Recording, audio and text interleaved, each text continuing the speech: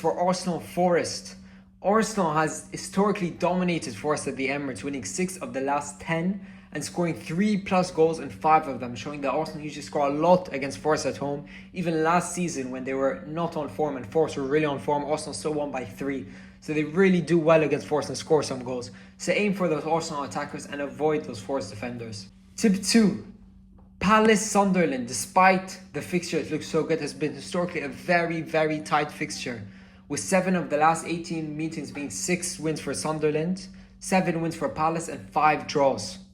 So don't bank too much on Palace, especially on the free hit. It makes sense to go triple up, but wouldn't fully back on it. Like, don't go captaining Mateta or something, for example. Tip 3 is for Aston Villa Everton. This game usually has a lot of goals with the last 31 meetings having 2.88 goals per game on average, suggesting it's a high scoring game, especially this game with all the attack that they have, and Everton shifting from a defensive team to an attacking team. Expect goals, so keep those attackers like Ollie Watkins, for example. Tip 4 is for Fulham Leeds. Obviously, considering the high games of Everton Aston Villa, this is low scoring games, averaging just 2.5, under 2.5 goals per game. So just saying it's a low scoring game, so look at those defenders, don't bank too much on the attackers. And if you're like me, start Goodmanson. Tip 5, not much of a tip, but a reminder that Kudus plays his old team West Ham. This will create an atmosphere for West Ham. And I think Tottenham may suffer, maybe not a loss, but I don't think they'll win again this game. With the atmosphere created with the Kudus controversy, it will help build up the crowd and I think get them a result. So this is the tactical insights into each game. We're going to be discussing each game and how it will play out tactically, and this will be very beneficial to find out whether your FPL picks will actually do well or not. So the first game we look forward to is Arsenal Forest on the Saturday evening at 12:30. It's going to be a really good game, 2 top teams. Obviously Forest not having the best start, they just sacked their manager, a shift in management. And obviously we know how this is going to play. Arsenal will dominate the ball. This is obvious. Forest under Nuno is a team that sat back and looked to counter. Soaked in all the pressure. So that would have, not been too good for Arsenal. Arsenal would have just tried to break them down. But I think with Postecoglou in, we'll have a slight shift in that they won't soak in as much pressure and try to get forward as soon as possible, very quickly. So it's a similar style, but I feel like we could see things such as Forest losing the ball more often with the forced through balls, because of Ange Postecoglou's willingness to keep attacking, and he hates when players play the ball back. So you're going to see loads of through balls. If we look at last season, Tottenham had 18 through balls on average, which was in the top 4 last season of through balls in the Premier League, and this is a very high number. And if you're looking at players like Anderson, who's really good at through balls, this could really advantage him. And again on Anderson, since Tottenham will be losing the ball a lot, Forest, and if we base it off Tottenham's last season, they lost the ball the most in the final third out of any Premier League team, 297 times. So if Postecoglou's tactics translate from Tottenham to Forest, which they will, this is how Forest will play. They lose the ball a lot. This will advantage players like Anderson, Milinkovic, and all of these defensive players at Forest because of the defensive contribution point system that we have in place. So the clean sheets may dry up a bit, but you have a lot of defensive contribution points.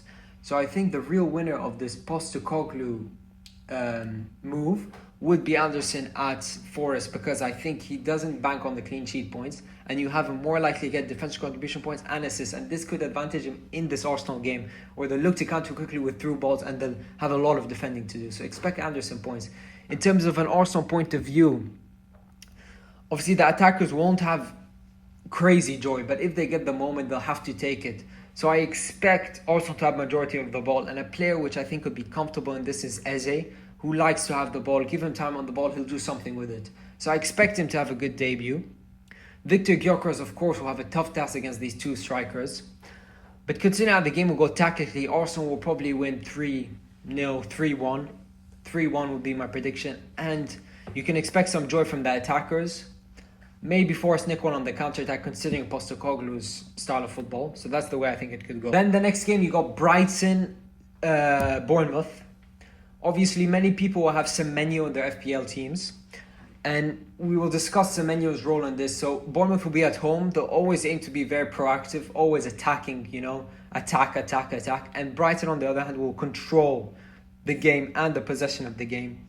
If we look at the recent home games, Brighton actually did the double against Bournemouth last season.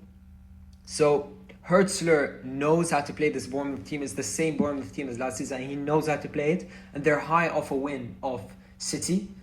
So controlling the ball, I think, could frustrate them. But if Bournemouth score early, like they did against Spurs, they have shown to be very well structured. But I think it's a different case to Spurs, where if Bournemouth get the first goal, they won't sit back, they'll attack more. So the way this game could pan out, it's a decent fixture for players like Semenyo. Because of Brighton's high line and their kind of not aggressive defensive football, but not as solid defensively as other teams who would come to the Bournemouth this season. So it's a good fixture looking for Semenyo, considering Brighton are not the best defensive side. But Brighton could manage to get a result with the possession they hold in this game. But Semenyo is a good pick, considering Brighton won't be very resilient, focusing on the defense, sitting back and soaking up pressure and not allowing Bournemouth to score many goals. They'll go for it. Two teams who go for it could get a few goals. It's averaged quite a few goals in the past few games, three goals since 2023 each game. So we could see goals here. Very good if you have Semenyo. Crystal Palace Sunderland, a very interesting one, because a lot of people will be banking on Palace to smash Sunderland and for them to get FPL points. But Palace will obviously look to control the ball. They love to control possession at Selhurst Park. Another stat is that Crystal Palace had the third best XG conceded from last season when we consider defensive numbers against them. So they're a very good defensive team, especially at home with majority of their clean sheets coming there. So they like to control the ball in order to have a more defensively structured game. And because of this, I think this could work to Sunderland's advantage, who will sit back, as they've done many times in the past. And they understand that they have the quality from the counter-attack with pacey players like Mayende and Adingra to hit them on the counter-attack. And with the quality Sunderland have, especially as a Munoz owner, it's a bit worrying whether Sunderland could score here.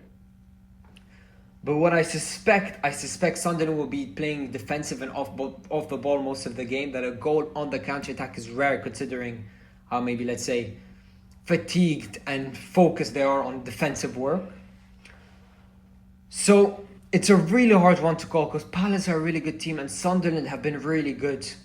And Sunderland have shown weakness losing 2-0 to Burnley and not scoring any goals away. But I think Burnley are a good side. So it's another one of these games for Sunderland where they have nothing to lose. So when you have nothing to lose, you become a dangerous team to play against. And if you have a defensive player, if you're banking on the team, it's a bit worrying. So I expect it to be very tighter than people suspect. Maybe a 2-1 for Palace. So don't be too confident in your Palace assets and don't be getting -4s to get in any Palace players, I would say. Especially because the only options are really Mateta or a defender. And if Sunderland nick a goal, that's you screwed for that game. Everton, Aston Villa, I've already discussed that this historically is a high-scoring game, 2.88 goals per game over the last 31 fixtures. And to add on this, Everton have changed their ways from going from a defensive team to a very attacking team with the likes of NDI, Jack Grealish, Dewsbury Hall. So they've changed their style. Playing at home, they'll definitely be going straight for it, as they did in the Brighton game. And they'll also look vulnerable at the back, as they did in the Brighton game. So this is a chance for Villa to finally get their first goal of the season. Villa have not yet scored their first goal of the season, and I think they will score their first goal of the season. So it's a definite week to keep players like Ollie Watkins. But I would say, considering Villa's poor start to the season, they won't be as free-flowing as you expect them to, and they may be a bit conservative in their play.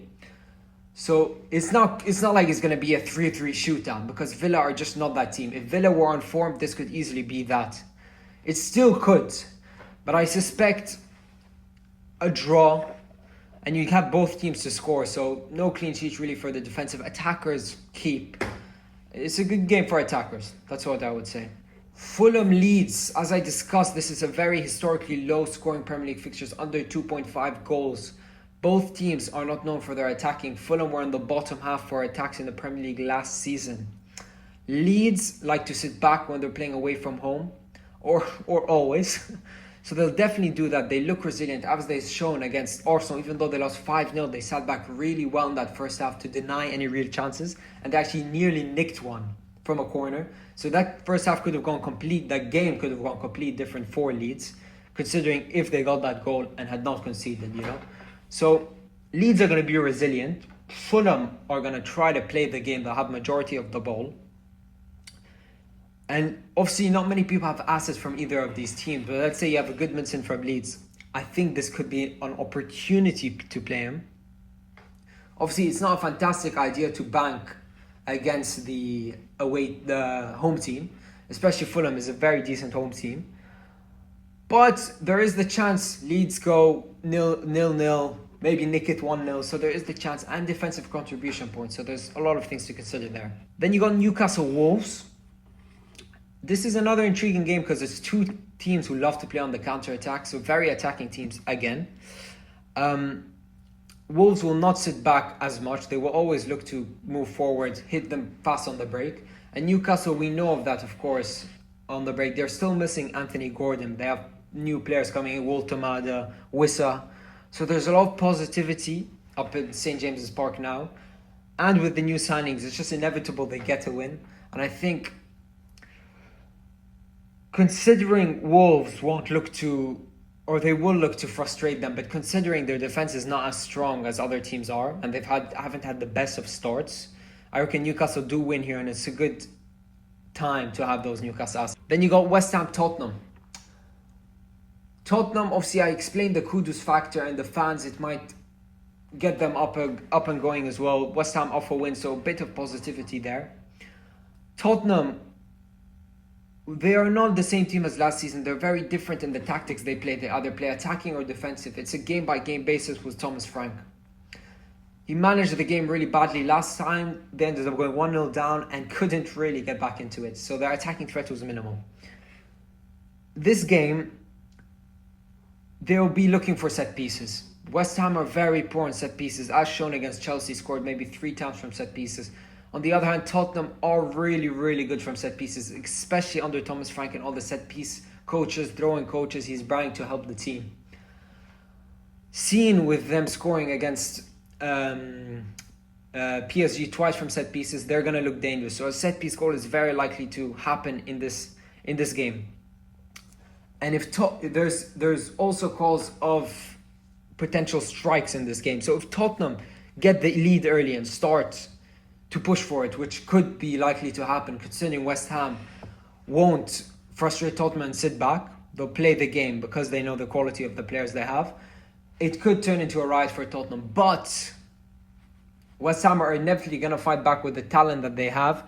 They will get a goal somehow. So this will be a tight game.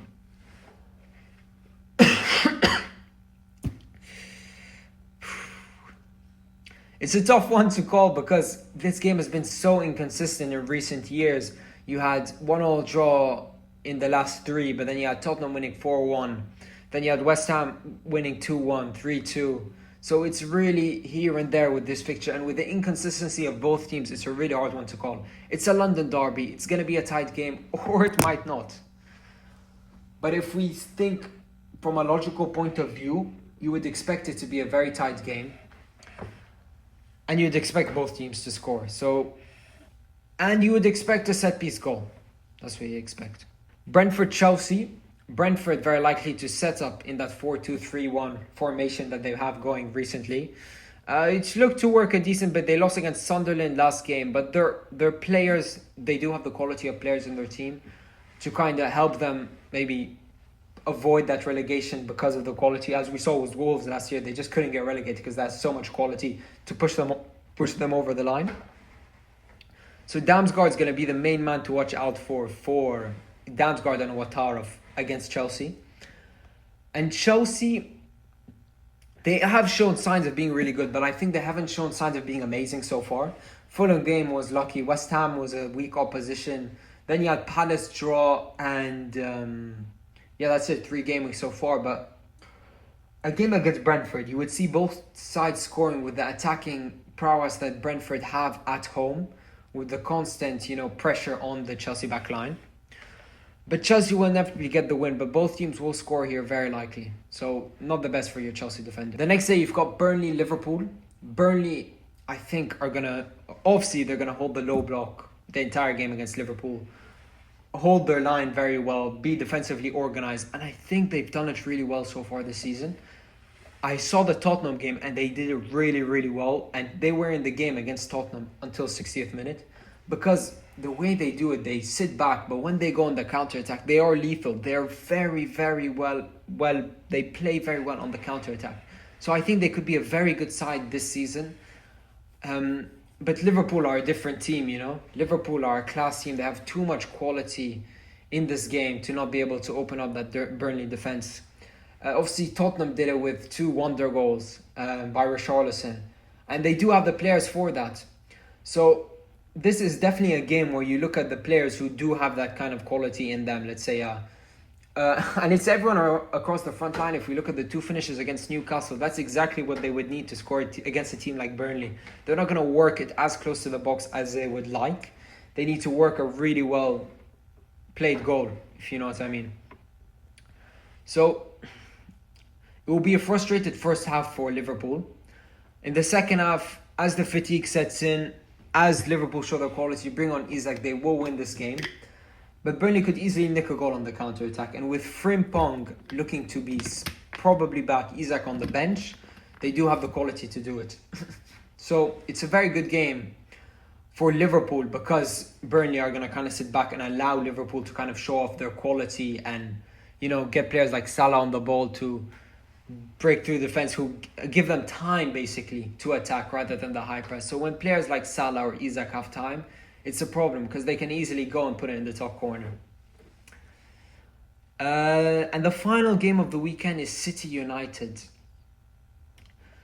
We know how this is going to play. United, because people shouldn't bank too much on City because both teams are in a bad patch. And the last time we saw both teams on a bad patch playing at even the Etihad last season, United won the game. So it's not because they're both in a bad patch, City are going to win because they have the better players. It's just not how it's going to work. And Amorim has a knack for playing these top games really, really well. Anfield draw, Etihad win. He plays them really well. Tactically, he understands the game. His players, I think, are quality players and they understand the occasion of this game. But their problem is consistency. But they are class players and they could beat any team in the Premier League. So this team, they could definitely beat 100%. Cunha may be missing, but they definitely have the quality to get this over the line. And United will sit back very, very defensively and look to hit them on the counter-attack with players like Mbeumo, similar to the style we saw against Arsenal. So it's going to be a tight derby game, I reckon. So it's made up for a good game over here. City, they're going to keep the ball. They're going to pass the ball, try to frustrate the opposition. They're likely to have Reinders and Bernardo Silva, considering Marmoush's injury, to play in that game in the 2 kind of 10-ish roles, 10-8 roles, similar to what they had against, Brighton. So they'll be looking for that. But this game is going to go either way. There'll be goals from both sides. And defenses will not be the best on top. No team will run away from it. United will play very well tactically. It's not a good time for City to play this game. I think more so it's for United a better time to play this game after a win and a bit of positivity. So we could see a United upset here. But from an FPL point of view, keep your attackers from either side. And don't expect anything from your defenses. But that's the end of the tactical part of this FPL. Let's get straight into the team. Big moves made this week in the FPL team. So I'm really excited for this week. Obviously, last week wasn't too good. We've dropped to about, what are we in the world right now? 2 million. So it's not too bad. It's only up from here, green arrows from here, and I'm positive. It's about the team, whether I like my team, and I am happy with my team. So let's go straight through it. In goal, I have Raya. Obviously, I explained Forest's attacking threat that they have, especially with Ange Postecoglou. So hopefully they could get some shots and Raya could get some saves. And a clean sheet is very likely. And of course, I said Raya is nice that he does cover the Arsenal defense. So happy with that keeper. In the defense is where we have a bit of complication. So the only one I'm really happy with is Munoz. He's playing Sunderland at home. He's shown since I bought him every week he's got me points. 5 against Forest, 9 against Villa, assist against Forest, defensive contributions and a bonus point against Villa. So he's been really, really good for me. And this on paper is the easiest game. But I feel like now that I've been rewarded by him already, I'm not going in this game and being like, okay, give me 12 points. I would love it, but I'm also being realistic that I cannot underestimate Sunderland and their possibility of scoring and causing a tough game for Crystal Palace. But hopefully with his attacking threat and Palace's defensive resilience, we could see a good result here. And hopefully get us up the rankings with this player who's not very owned. Next to him are the two players I'm not really happy with at the moment. So I got 8 Nouri. And he looked a really good pick at first, but now Cucurella looks the better pick because he's part of a more kind of fixed team, let's say. You know, City are in a bit of a rough place. Defensively, it's a bit weird. After the first game, like, they sold us a dream. But the Wolves this season look like a real team that may struggle. And City just dismantled the relegation team, so it was nothing about it. Playing United now, very tough attack. I think Aït-Nouri could get joy if he plays that attacking role, which I think he will. But I do think a goal will be conceded. But he stays in the team for now. Next to him, it would be Williams. But I don't think it's a very smart idea to have a Forest defender playing against Arsenal away. So instead, I'm going to take a slight risk and play Goodmanson against Fulham away because I've talked about the lack of goals in that game and Leeds' resilience and Goodmanson's ability to get defensive contribution points. Getting 9 points twice in the 3 games. So I think he will start for me. So that's the defense. Raya, Goodmanson, Munoz, Aït-Nouri. Happy with 2 of them. The rest we'll see. In the midfield, this is where it gets interesting. So we have Reinders, who was a recent transfer in my team from last week. I'm still happy with him. I'm not going to be too frustrated with the pick. He didn't get me points last week. He played a really good position, had really high potential for points, and let me down. But this week, you know, I'm going to be patient with him, keep him, not jump on. I've had enough of him already. And hopefully he can deliver something for me. Because I always prefer when I get my players in that they return as soon as possible to like kind of show that show that they deserve to be in my team. Show that I've made the right decision. So when they don't do it automatically, it's a bit annoying. But hopefully he does get the points here. Then another new signing who I got last week, very unlucky to not get defense contribution points again, is Anderson. But as I spoke, the Postecoglou move really boosts his appeal as an FPL asset. And against Arsenal away, it's a tough fixture, but he does have the potential for defensive contribution points. So that's the main thing for this game and why he's in the team for the fixture, with not too much of an annoyance. Then next to him, we got Cody Gakpo. Obviously, my favorite player so far in FPL. He's returned every game. He's looked really... obviously not against Arsenal, but most games he's looked really good. Now there's a bit complications with Isak in the mix. But it does not make sense for him to be benched anytime soon with Isak's poor fitness and them not going to be trying to experiment as soon as possible with Gakpo's form, if you know what I mean. So Burnley away, he will start. Very likely to get points, and hopefully he does. Next to him is Pape Malang Sarr. He's obviously not playing that 10 role anymore. He only got me an assist in the first 3 games. And it looks like Dewsbury Hall was the better pick. And I knew it, but I went for the upside. And Pape Malang Sarr, if he played that Carmo for Tottenham, he did have that higher upside. But it didn't work. But we have to take risks in FPL if we want to go ahead, especially if we feel those risks are worth it. So West Ham away with how poor they are on set pieces and defensively, it could be a decent pick. And nothing to kind of force a transfer because of the next move I'm going to make. Because the next move that I've made is in my transfer this week. I'm removing Kudus, who I've explained I really don't like because I think he has less goal threat than Romero. He just hugs the touchline, skills players, and he never gets shots on. I don't think he's got a shot on in the past 2 game weeks. So it really made sense for me to make this move because instead of him, I'm going to get Salah in, finally. And I've got a Salah Haaland draft, which I wanted since game week 1 after seeing both of them popping off. And I eyed this game down as the game that would get Salah in because of his captaincy appeal and what he could do in this game. And kudos, I've spoke many times about how I'm not the biggest fan of the man. So that's the transfer for this week, completing the 5 in midfield. And up front, the usual guys, we got Victor Gyökeres and Erling Haaland. Haaland obviously in the discussion for captain. But I think because how United will play very resilient on the defence and Salah's appeal against Burnley away, it seems a no-brainer to not captain Salah. Victor Gyökeres got the 2 goals against Leeds. He has another home game this week. Could he, not surprise me, but could he fill me with some joy? Because I don't have very high expectations for him again. But hopefully he could. And Arsenal fixtures are looking to really turn soon. And a lot of people will be wanting this player. So satisfied with him. And if you didn't have him, you'd go for who? Ollie Watkins. That wouldn't have worked either. So it's a decent team. That makes up the 11. Obviously you got Williams, Estev and Mark Gay on the bench. And I think it's a decent team. Hopefully a green hour this week. And fingers crossed all the transfers work and the captaincy works. And we get a big